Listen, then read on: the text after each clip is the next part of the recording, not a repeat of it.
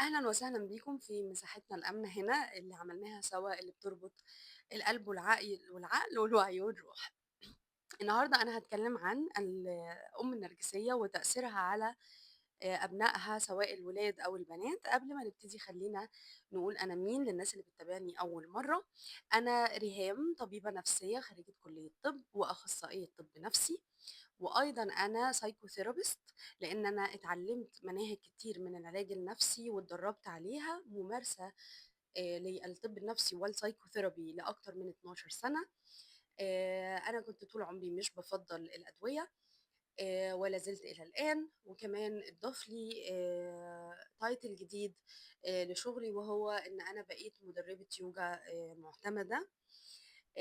ليه اخترت اليوجا؟ لإن اليوجا فيها تقنيات زي تقنيات تمارين التنفس زي البراناياما والmeditation اللي أثبتت بأبحاث علمية كتير على مستوى سنين إن هي بتقدر توازن الجهاز العصبي، وبتزود الاتصال ما بينك وما بين نفسك.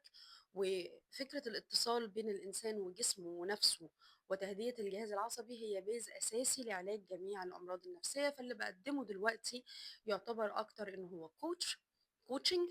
و أنا زي ما قُلت مش باوصف أي أدوية، ولو في حالة طبعًا عشان أنا خبرتي في الطب النفسي تسمح لي إنه لو في حالة أنا شُفت إن هي محتاجة دوا، باعمل لها referral لزميل أو حاجة. لإني أنا عايزة بس يعني أبقى في الحتّة بتاعة التواصل مع النفس والعلاج النفسي. إيه الناس اللي بافضّل أتعامل معاهم؟ أنا بافضّل أتعامل مع ناس وعيها عالي، تبقى فاهمة ومقدّرة قيمة إنه الجلسة بتاعتي أو اللي أنا باقدّمه هو مزيج من 3 علوم مختلفة ونتيجة خبرة طويلة. فبابقى عايزة حد يبقى فاهم ومقدّر اللي أنا باقدّمه له. وغالبًا الناس دي بتكون حد جرّب ناس قبل كده وما نفعش معاهم أو ما وصلش للراحة اللي هو محتاجها، فساعتها بييجي لي مقدّرني وعارف قيمة اللي أنا باقدّمه. دي الناس اللي أنا باحب أوي إن أنا أتعامل معاها. تنويه مهم قبل ما أبتدي في موضوع الأم النرجسية، لإن أنا طبعًا زي ما قُلت اتعاملت مع ناس كتير أوي، فعندي خبرة وبابقى فاهمة إيه النُقط اللي بتبقى حساسة اللي لازم أنوّه عليها. يا جماعة الفُرجة على اليوتيوب مش بديل أبدًا للعلاج النفسي. دي حاجة ما حدش بيتعالج لوحده، لإن إحنا في حاجة جوانا اسمها ego بيعطّل إنه نشوف الحقيقة.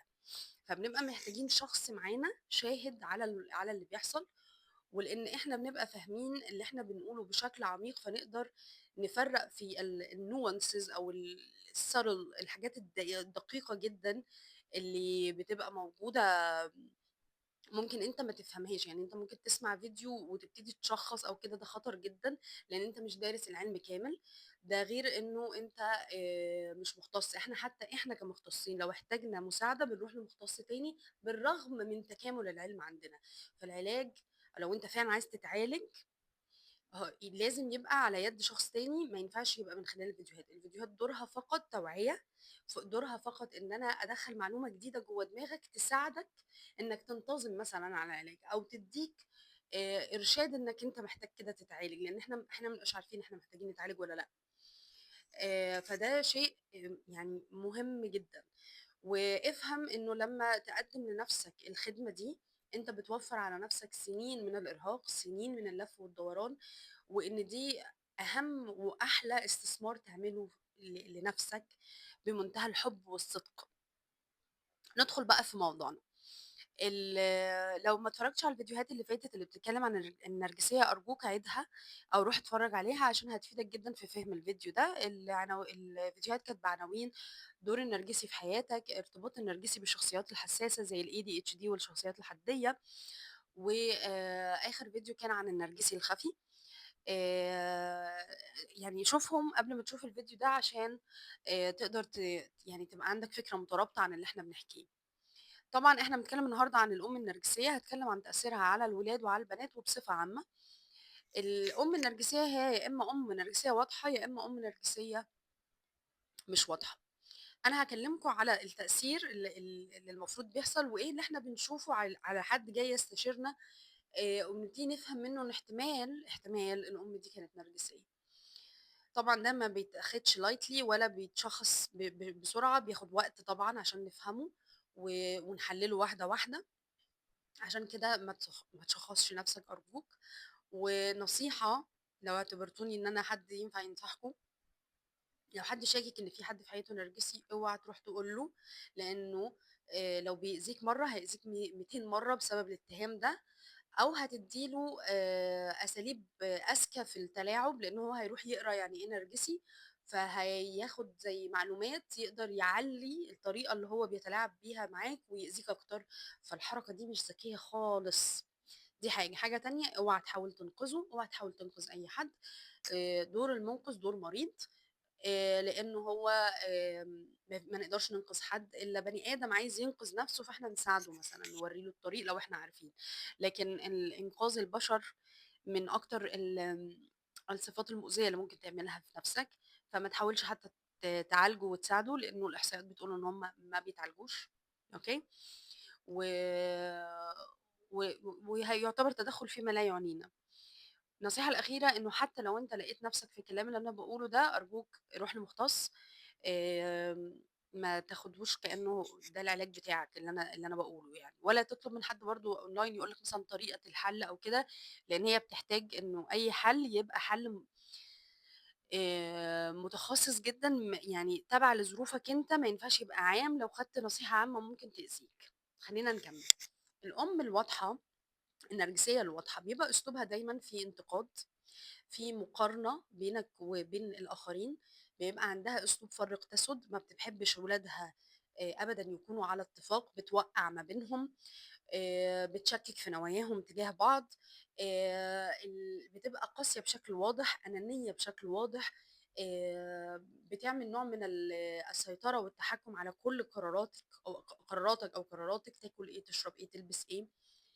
دايمًا أنت مش كفاية بالنسبة لها، دايمًا أنت project ممكن يتحسّن. الأثر اللي دايمًا بتسيبه هذه الأم في ولادها هو الخوف. أنت دايمًا بتبقى حاسس إن أنت خايف. بتسيب برضه خوف عام من السُلطة. لكن الأم النرجسية الخفية ما بتبقاش بنفس الطريقة. لو هنقول إن هي كمان عندها حُب للتحكُّم، هيبقى عن طريق إنها تبقى عاملة دور ضحية.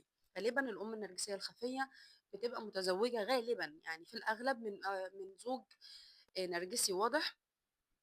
والأم الواضحة غالبًا بتبقى متجوّزة من خفي، يعني غالبًا. لكن ممكن برضه تتجوّز أنواع تانية زي حد عنده اضطراب شخصية حدية، حد عنده نمط في العلاقات اسمه الاعتمادية المتواطئة. الاعتمادية المتواطئة باختصار معناها إنه أنا أخُش في علاقة عندي اعتمادية عالية على اللي قدّامي نفسيًا، مش قادرة أعيش من غيره أوي، فابتدي أدّي له كتير أوي وأنفّذ له طلبات كتيرة أوي عشان بس أضمن بقائه جنبي. فهُم بيتجوّزوا أنواع كتير، لكن ده في الأغلب اللي أنا بالاحظه إن هُم دايمًا النرجسي بيتجوّز نرجسي. النرجسية الخفية لو هي متجوزة برضه نرجسي فهيبقى دايمًا بيأذيها. فهتبقى طريقة سيطرتها دايمًا على ولادها بإن هي غلبانة، شافت كتير، وإن هي ما تعرفش تعمل حاجة، وإنه بتسمع نغمة دايمًا أنا تعبت علشان خاطرك، دايمًا عايزاك تنقذها أو عايزاكِ تنقذيها. يعني الأمهات النرجسيين عامةً ما عندهمش خالص فكرة يعني ألِف ب حدود. فهتلاقي مثلًا الأم النرجسية الواضحة بتتدخّل في كل حاجة، في صحابك، في شكلك، في كده. لكن الأم بقى النرجسية الخفية بتعمل حاجة أوحش، أحيانًا إن هي برضه تصاحب صحابِك، تصاحب جوزِك، تصاحب خطيبِك، تحكي حاجات مش أنتِ مش عايزاها تتحكي لقدّام الناس، لحد مثلًا قصة عنِّك أو حاجة. ولو حاولتِ إن أنتِ أو حاولت إن أنت تعترض، هي تتفاجئ وتتصعبن وتتمسكن وتعيّط. هي دايمًا مصدّرة صورة إن هي لا حول لها ولا قوة. طبعًا ما فيش حاجة اسمها كده، ما فيش بني آدم لا حول له ولا قوة. كلّنا مخلوقين لنا حول وقوة، لكن بتبقى اختيارات. فهو أنا مش بادين إن حد يختار إن هو مثلًا ما يخرجش من علاقة نرجسية مع نرجسي واضح لو هي خفية يعني. ومش بادينها إنه هي مش لاقية حل، لكن اللي فيه خطر نفسي إنه أنا أسقط هذا الاختيار على أولادي، يعني دايمًا أحسسهم إنه الاختيار ده كان بسببهم، وأحسسهم بالذنب، وأحسسهم إن هم مسؤولين عني، وإن هم لازم يعوضوني عن اللي شُفته مع باباهم. هو ده اختيار شخصي، لا يجب إن الأولاد هم اللي يشيلوا ذنبه، لإن هو بيدمرهم نفسيًا فيما بعد. آآ الأم النرجسية الواضحة تنتقد طبعًا انتقادات لاذعة، لكن الأم النرجسية الخفية ما بتعملش كده، هم زي ما قُلنا قبل كده إنه النرجسيين الخفيين عندهم أسلوب السم في العسل، فتقول كلمة تحمل كذا معنى، وبعدين لمّا أنت تنتبه أو تتضايق تتهمك أنت إن أنت سيء الظن. لمّا بنشوف بنت كانت احتمال كبير إن مامتها كانت نرجسية، بتبقى عاملة إزاي؟ بتبقى البنت دي دايمًا حاسة إنها مش كفاية، دايمًا حاسة إنها شاكة في نفسها، حدودها متلخبطة جدًا، ما بتعرفش تقول لأ، بتبقى people pleaser، بتبقى بتحاول ترضي الناس دايمًا على حساب نفسها، ما بتعرفش تستلقي الحب بشكل طبيعي، بتبقى خايفة جدًا من الناس، لو دخلت أي علاقة اللي حواليها بيستنزفوها، وهي ما بيبقاش عندها يعني وعي أوي لده، لإن هي عامةً متعودة إن مشاعرها مهمشة. هي بيبقى عندها انفصال عن مشاعرها وانفصال عن جسمها، لأن دايما بيتم الانتقاد والتشويه له، فإزاي هي هترتبط بيه بشكل أو بآخر جسمها. عشان كده دخول العلوم زي اليوجا في يعني في التكنيك اللي أنا عاملاه هو يختصر وقت كتير جدًا، لإنه الsession بتبقى فيها كل ده، بيبقى فيها التفسير النفسي بشكل مضبوط عشان أنا عندي خلفية طبية، التكنيكات بتاعة الpsychotherapy، وأيضًا التكنيكات الزيادة بقى اللي أنت ممكن مثلًا عشان توصل لده هتكون بتروح لطبيب نفسي منفصل والpsychotherapist منفصل، وبتروح تدفع مثلًا يوجا منفصلة، فأنا باعمل لك كل ده وبادّيك الخلاصة اللي لايقة عليك أنت، يعني كأن أنا بافصّل لك العلاج تفصيل ليك، عشان كده اللي بادّيه هو الحمد لله مختلف، وعشان كده بيحتاج نوع معيّن من الناس تشتغل معايا، مش أي حد، حد يكون مقدّر ده وفاهمه أصلًا. آمم زي ما قُلنا بيبقى عندها صوت ناقد قوي جدًا جواها، خوف من الفشل طول الوقت، علامة كمان تكرار ناس نرجسيين في حياتها، يعني هتلاقي شركاء نرجسيين كتير، هتلاقي رؤساء عمل نرجسيين كتير، هتلاقي صحاب نرجسيين كتير، دي من أقوى العلامات يعني.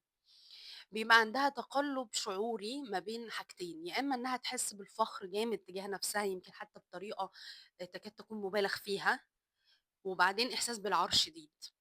لإنه بيبقى إحنا بناخد من أهالينا حاجة اسمها يعني بناخد من صفاتهم حتى لو مش هنطلع نرجسيين، فهيبقى في أجزاء مننا شبههم غصبٍ عننا، فبيبقى في عندنا حتّة كده لو كنا أهالينا نرجسيين، حتّة بتشوفنا بتقدير زايد عن اللزوم ممكن ما يكونش حقيقي، وبعدين يتقلب على طول لعار، يعني مش بيستنى.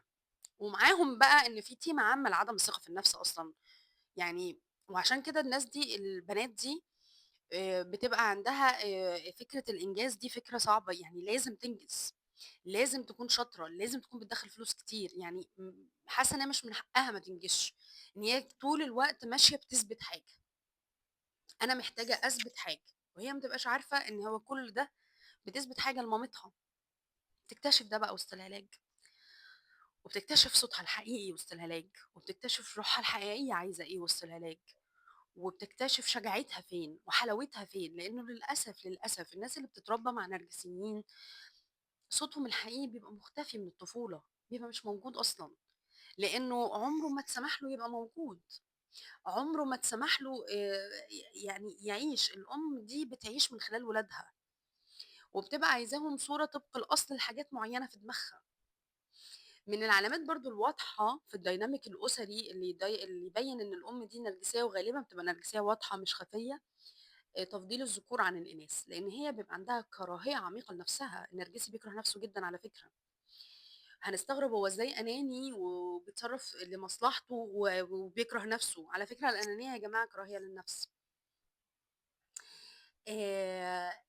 الattitude الصحي تجاه الحياة هو إن أنا الأول، أنا أهم حد، لكن في ناس كتير معايا، يعني لو عندي لِستة في دماغي من 10 بني آدمين، أنا رقم 1 وفي رقم 2 جوزي، رقم 3 أولادي، رقم 4 أصحابي، رقم 5 أهلي whatever الترتيب. الأناني ما بيبقاش فيه في لِستته غير نَفْسه، وبيبقى بيستغل الآخرين وعلشان خاطر بيسقط عليهم الكراهية بتاعته لنَفْسه، فتلاقي الأم دي بتكره نفسها أكتر حاجة، فأكتر حد تكرهه من ولادها هو ولادها البنات، خصوصًا لو في mix، يعني لو عندها ولاد بنات وولاد. وبيبقى الطابع اللي موجود واللي اتكلم عنه كتير علماء نفس، إنه الأب بقى في الحالة دي بيبقى سلبي جدًا، بيشوفها بتأذي بالطريقة دي وما بيعملش حاجة خالص للبنت. فالبنت دي متخيلين تطلع عندها كمية من من التشوُّش قد إيه. حاجة كمان إنه الأهالي النرجسيين، يعني هو مش هنلاقي أم نرجسية وأب، يعني عامةً لمّا بيبقى حد من الأهل نرجسيين بنسمّي إن ده dynamic نرجسي عامةً، ماشي، حتى لو الشخص ده يعني هي نرجسية وجوزها مش نرجسي بس حاجة تانية مثلًا، زي حدّي، اعتمادي متعاطف، اعتمادي متواطئ، هتلاقي بقى في حاجة اسمها dynamic نرجسي في البيت، فبتلاقي الأب ده دايمًا مختفي، لو هي نرجسية واضحة بيسيب لها الدنيا كلها، يتفق معاها هي في كلامها، ويبقى في attitude عام في البيت إن الولاد أحسن منها. دي شكوى يعني يعني مش هنقول حتى إن ده طبع طبع بلد مثلًا، إن إحنا بنحب مثلًا كعرب الرجالة أكتر، لأ حتى ده موجود في الأجانب، وتفسيره إنه هي بتبقى بتكره نفسها، فبتسقط هذه الكراهية على بنتها، وبتغير من بنتها جدًا، وبتحاول تكسّرها، وكُلّه بطُرق ما تتمسكش عليها، يعني سواء هي واضحة والّا خفية، بطُرق هُم بيعملوا حاجة اسمها gaslighting، فأنتِ حتى لو حسّيتِ بحاجة هي هتشكّكِك فيها، هتحسّسِك قد إيه أنتِ وِحشة، فبيبقى عندهم إحساس بالذنب مستمر، عشان كده هُم بيبقوا ضحايا مثاليين لنرجسيين بعد كده، لغياب الحدود للذنب، أوكي، طبعًا الانفصال عن المشاعر تمامًا، الحساسية الشديدة جدًا لأي نقد. وأحيانًا بيبقى عندهم أوهام عن المنقذ المثالي، فحتى هُم لمّا بييجوا لنا في العلاج النفسي بيبقوا عندهم تطلُّعات مثالية جدًا من المعالج، دي علامة برضه على إن هُم كانوا في بيت نرجسي. آمم بتبقى عندها شعور في بالوحدة مهما كانت مع ناس، لإن هي مش متصلة بنفسها أصلًا، مش متصل بنفسه ما يعرفش يتصل بالناس، حتى لو الناس اللي حواليه افترضنا إن هي كانت حتى وسط ناس مش نرجسيين. بيبقى في صعوبة في اكتشاف إن البيت ده نرجسي، لإنه النرجسي بيعمل حاجة فيها حاجة اسمها غسيل مُخ، هو بيفضل يكرّر كلام على قد إيه هو شخص رائع، قد إيه هم بيت رائع، قد إيه هم ضحوا عشان ولادهم، فبيطلعوا العيال بيكرّروا نفس الكلام، فبيبقى حتى في صعوبة أحيانًا إنه الشخص يصدّق إن أهله نرجسيين، بياخد وقت طويل أوي إن هو يصدّق الموضوع ده، لإن هو بيبقى شايفهم ناس مثالية من كتر غسيل الدماغ. بيبقى عندها إحساس إن هي مسؤولة عن راحة اللي حواليها دايمًا، هي بتيجي في الآخر، ده ممكن يؤدي لاضطرابات في الأكل وفي سرعة الجسم، آآ الصورة الذاتية عن الجسم، ممكن يؤدي كمان لإدمان، إدمان صريح أو إدمان علاقات، وإرهاق عاطفي، خوف مُبهم إنها تبقى زي مامتها. طيب إيه علامات بقى الأم النرجسية في الولاد؟ إحنا كده اتكلمنا عن البنات، تعالوا نتكلم عن الولاد. بيبقى عنده صعوبة شديدة في الانفصال عن مامته، مامته بتبقى صعب جدًا ينفصل عنها. اللي إحنا بنسميه ظاهرة الولد الابن أمه، ما تلاقوا حد ابن أمه ما تحكموش بسرعة إن هو وأهله نرجسيين، ولكن خلّي بالكم، إحساس بالذنب شديد تجاه هذه الأم، لازم طلباتها تبقى مُجابة حتى لو هو جواه إحساس إن هو مش طايقها، بس هو ما يقدرش تطلب منه حاجة ما يعملهاش، ده مش بيبقى حُب، ده بيبقى علامة على إن في dynamic نرجسي بينه وبين والدته مخلّيه مربوط تجاهها بإحساس الذنب مش إحساس الحُب. وكتير إحنا بنخلط إحنا حاسين بالذنب والّا حاسين بالحُب. بيبقى عنده ضعف القدرة على اتخاذ القرارات المستقلة، بيبقى عنده بيجذب برضه شريكات نرجسيات أو متسلطات، ده لو كانت أمه غالبًا يعني نرجسية واضحة، فهو بيكرر السيناريو. بيكرروا بطريقتين، يا إما إن هو يتجوّز واحدة نرجسية، يا إما إن هو يدوّر بشكل active على واحدة خاضعة تمامًا ما لهاش رأي ما لهاش صوت، عشان هو بيبقى خايف من التحكُّم اللي حصل له مع مامته. بيبقى عنده احتياج مُبالغ للمدح، بيبقى عنده سعي شديد للكمال، برضه بيبقى بيخفي مشاعره، بيتعلّم إنه مشاعره ضعف، عامةً البيوت النرجسية بتعلّم الناس إن مشاعرنا ضعف، هو بيبقى عنده الحكاية دي، مشاعره ضعف. بيبقى دور منقذ مع الستات، وفي نفس الوقت بيبقى عنده صعوبة في إنه يثق في أي ست، لإنه أمه خلّت له التجربة دي مرعبة، فيحتاج يتعالج منها. وأحيانًا يتعامل مع الستات زي ما قُلنا إن هم أقل ودرجة تانية، كأنه بيسقط عليهم كراهيته لهذه الأم، وهو مش عارف يعمل كده ليه. بيبقى عندهم إدمان في العمل، وعندهم صعوبة في وضع الحدود. وبيبقى كمان ممكن يبقى عنده يعني مش لازم كل الأعراض دي تيجي مع بعضها، ممكن جزء وجزء، بس في منهم من العلامات برضه إحساس بالذنب طول الوقت تجاه مراته وولاده من غير سبب. ممكن يخش في علاقة مع واحدة نرجسية وتكرر له نفس التروما، ومش لازم يبقى هو شخص هو اللي بيتحكم، مش لازم يطلع يتحكم لو مامته نرجسية، ممكن يطلع خاضع جدًا ومش عارف يقول لأ، ومش عارف ي يوازن علاقاته بشكل صحي. فهو يا إما بيبقى عنده نزعة للسيطرة أو نزعة للخضوع الكامل. أحيانًا بسبب وجود أم نرجسية وبسبب كراهية شديدة للأم، بيحصل لهذا الولد مشاكل جنسية، بيبقى عنده مشكلة في العلاقة الجنسية، لإنه عنده مشكلة مع الستات بشكل عام بسبب والدته. لمّا بيشوف ستات مستقلات قوية بيخاف منهم وما يقدرش يرتبط بيهم وبيبقى عنده كراهية تجاههم لدرجة العنف أحيانًا أو الأذى. بيبقى عنده تعلُّق مرضي بمامته على حساب مراته، وده مش بس بيحصل عندنا في مصر، ده بيحصل في العالم كلّه لو الأم نرجسية. بيبقى عنده ارتباك في دوره الذكوري، اللي هو يعني ارتباك إن أنا أدّي والّا ما أدّيش، بيبقى خايف الناس تستغلّه طول الوقت، بيبقى خايف شريكه يستغلّه، يعني ما عندوش المفهوم الطبيعي عن الذكورة. يعني لو قُلنا إنه بنات الأمهات النرجسيات بيبقى عندهم مشكلة جامدة في أنوثتهم، وبيبقوا مش عارفين يحسّوا بيها بشكل طبيعي، والأنوثة هنا يا جماعة مش المكياج والكلام ده، إحنا بنتكلّم عن الطاقة الأساسية اللي لو عايزين تفهموا يعني إيه أنوثة شوفوا فيديو الأنوثة اللي أنا عملته.